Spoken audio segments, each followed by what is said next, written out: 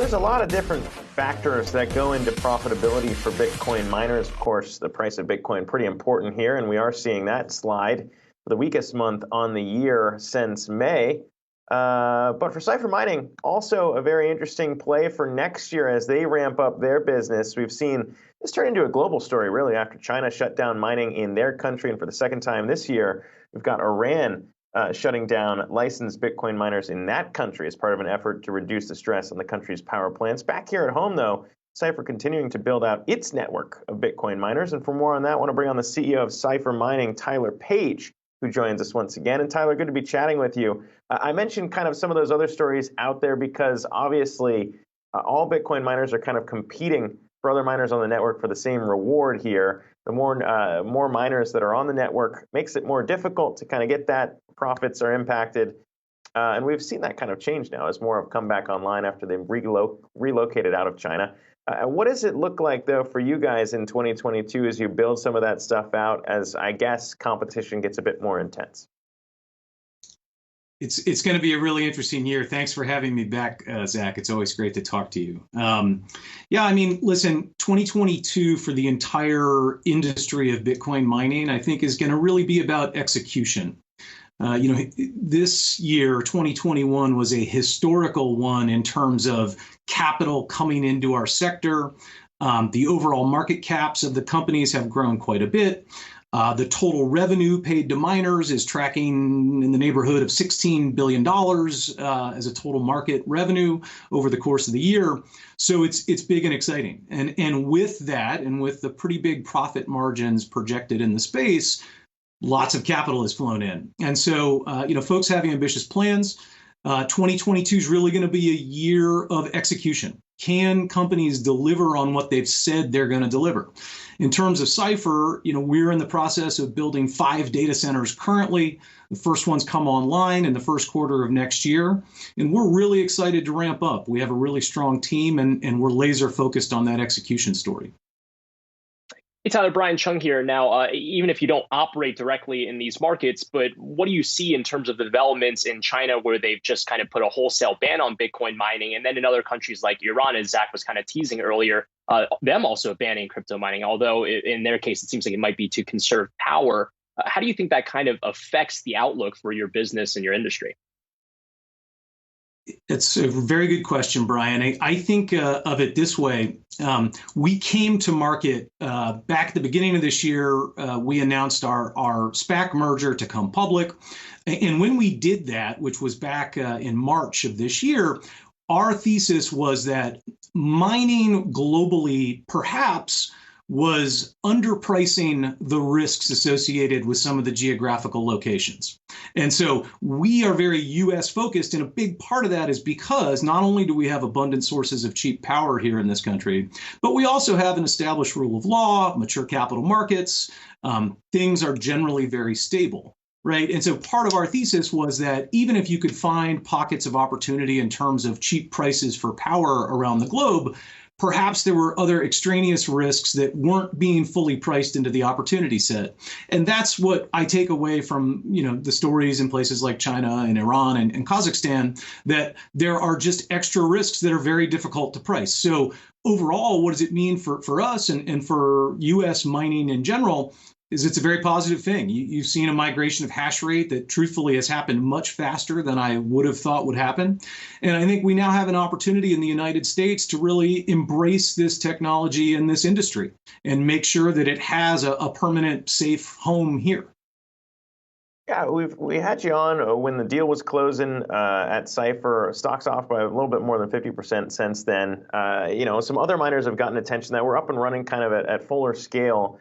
Bitfarms, the Canadian operator there, would be one example here. That stock's up by about 175% on the year. Obviously, it takes time to get this stuff off the ground, and you guys are building that out for next year. You kind of look at your projections for what you're going to have.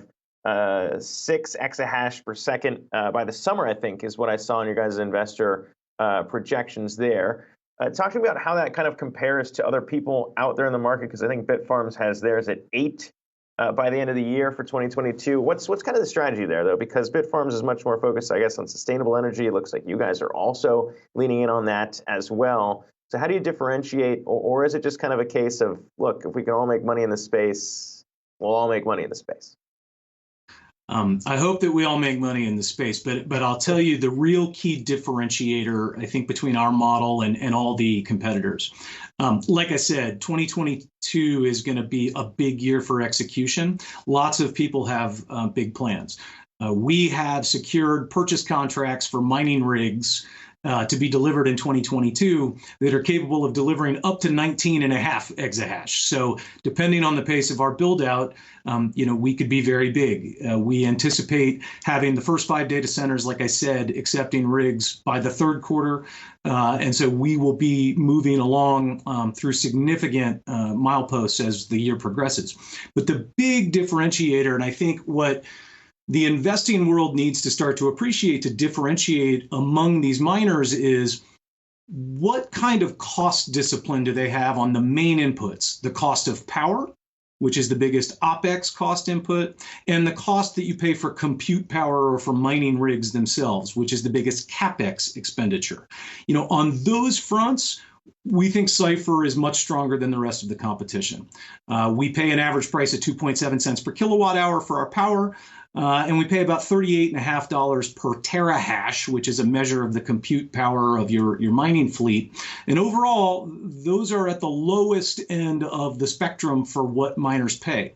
That's really important because right now, profit margins may be very high, 90%. In mining, it is somewhat of a cyclical business. And when those profit margins tighten, whether because of price action or network competition, you will want to be invested with the companies that have that cost discipline and great resilience against profitability squeezes. Tyler, are those margins inclusive of the R&D and the investment into those new rigs? Because I imagine that's going to be pretty expensive. I mean, I know you had that capital raise when you went public, but how is the growth stage, which I imagine a lot of companies are also going through congruently with you? What does it look like when you're making these investments at the same time?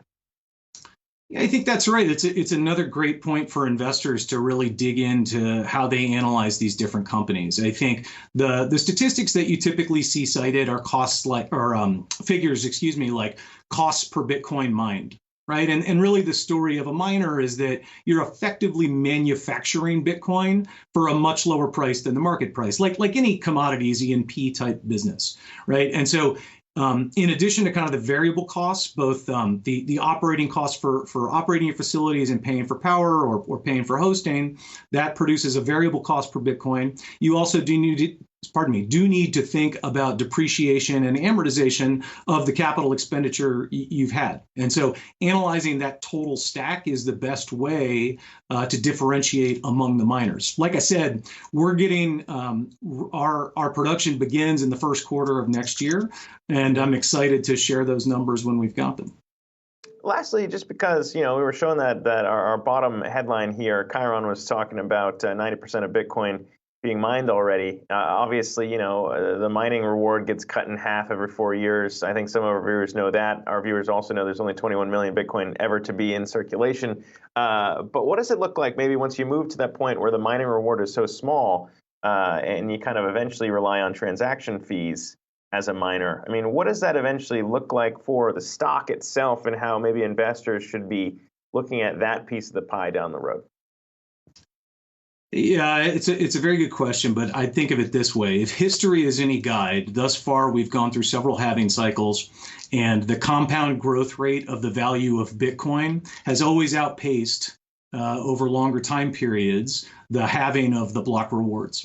And so, the next halving is scheduled to come in about 2.25 years. There'll be another one subsequently 4 years after that.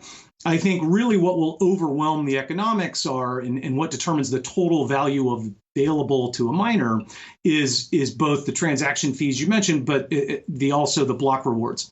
And that's going to depend a little bit on the price of Bitcoin, right? Do we continue to see network adoption and further investment in the space? So, from my perspective, thinking about things over the course of the next halving or even the one beyond that is probably still dominated by the story of network adoption around Bitcoin. And probably the block reward is really going to be the majority of that. We'll see. There's different forecasts for transaction fees. It really depends on the future growth of the network. All right, Tyler Page, CEO of Cipher Mining. Thanks so much for stopping by and a happy new year to you.